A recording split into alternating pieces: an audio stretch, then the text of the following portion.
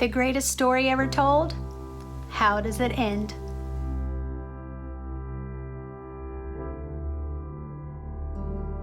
Hey, welcome back to Mixtape Theology, where we look at the theology in our favorite 90s contemporary Christian music and also poke fun at 90s Christian culture.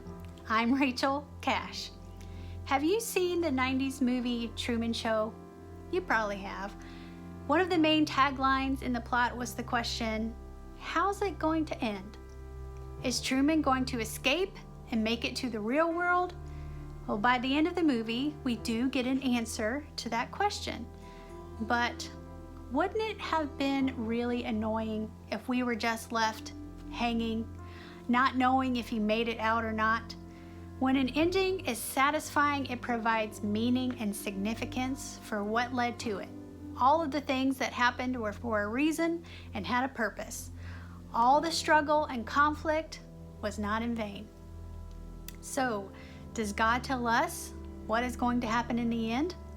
Do we get a satisfying ending to the struggle and pain of life? Are we building up to something? Or is it all just in vain? To find that out, we are going to take the cue from a 1998 song by Mukala called Skip to the End. The song starts out describing a brother who is wondering about the state of the world, wars and famines and all the destruction mankind has caused, and wondering which way the world is going to go. I'd say that everybody wonders this. Look around, read a newspaper, get on Twitter for 5 minutes. It seems like the world is only headed in one direction, down the toilet.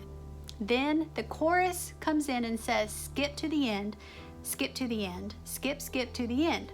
If you want to read the story, flip the pages and then skip to the end, skip to the end, skip to the end. You will understand how the future world's gonna go. That song is really catchy and it gets stuck in your head, so warning if you listen to it.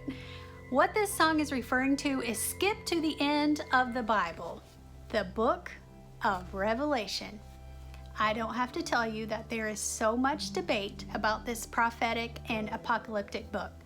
A lot of good information and a lot of, well, not so good information. But that's not our focus on this vlog today. What I want to focus on is the overall narrative, the big story of God's mission and how it will be completed. There is definitely room for debate when it comes to Revelation, but there should be no debate on what the ultimate goal and end will be. In the overall narrative of the Bible, we see that God, from the very beginning, always intended to dwell with his people on earth. In Eden, heaven and earth were one, and his earthly family and spiritual family were together with him. The conflict in the big story begins with the first rebellion and exile from Eden in Genesis 3, but with a promise that God will fix what we have messed up, and this, the exile and promise, sets the stage for everything that comes next in the story. Post-Eden, the tabernacle and the temple were reminders of what God intended back in Eden and as a reminder of his promise of what is to come. When Jesus died on the cross, he established God's kingdom back on the earth and brought us back into the nearness of God's throne again. We became the temple where God's Spirit dwells. He dwells with us again. Check out our Heaven in the Real World vlog for more info about that. But perhaps you have heard the phrase, already, but not yet. This is where we happen to be in the timeline of the overall big story so far. Jesus has established his kingdom, he has defeated death, and he dwells with us. But as you can see, the work in us and around us is not yet done. Evil still abounds on the earth and in the heart of man. At the time of me recording this video, we are witnessing the hurt and anger brought on by the ongoing sin and injustice of racism in America. And many more injustices abound, both great and small.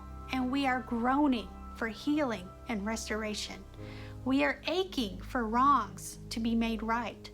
This is the satisfying conclusion that we are hoping for at the end of all of this. So let's skip to the end.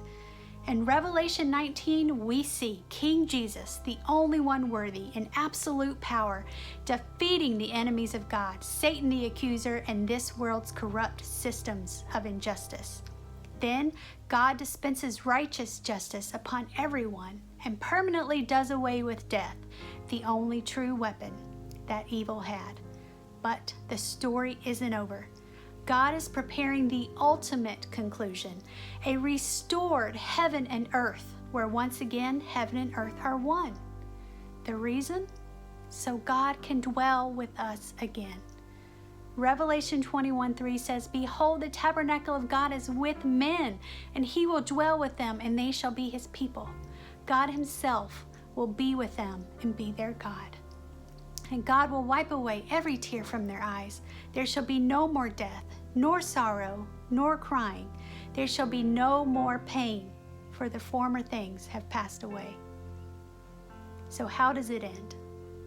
Revelation ends with God dwelling with his people in a restored and unified heaven and earth. The main arc of the biblical narrative is God working to dwell with his people again. From start to finish, this has always been God's plan, and despite our best attempts, he overcomes our sin with the blood of his Son. He has a purpose, and he gives us a purpose as his followers to participate in his restoration project by loving him and loving our neighbors, no matter who they are. And despite what it seems in the news, we can believe this. Revelation 22:6 says, "These words are faithful and true." Do you believe it? It's time. This is how the future world's going to go. Now, if you'd like to study more on this topic, I have some favorite books that I'd love to suggest. The first one is Heaven by Randy Alcorn. The second is Surprised by Hope by N.T. Wright. The third is Even Better Than Eden by Nancy Guthrie. And the fourth is The Biggest Story by Kevin DeYoung, illustrated by Don Clark. And that one's actually a kid's book, but it's so good. Thanks for joining me on this mixtape vlog where we've discussed Mukala's song, Skip to the End. My mixtape theology partner and pastor, Dr. Ashley, and I post about 2 theology vlogs a month, so join us on our social media to not only see our vlogs, but also our 90s CCM, Spotify playlist, funny memes, and more. We love interacting with all of you. See you soon.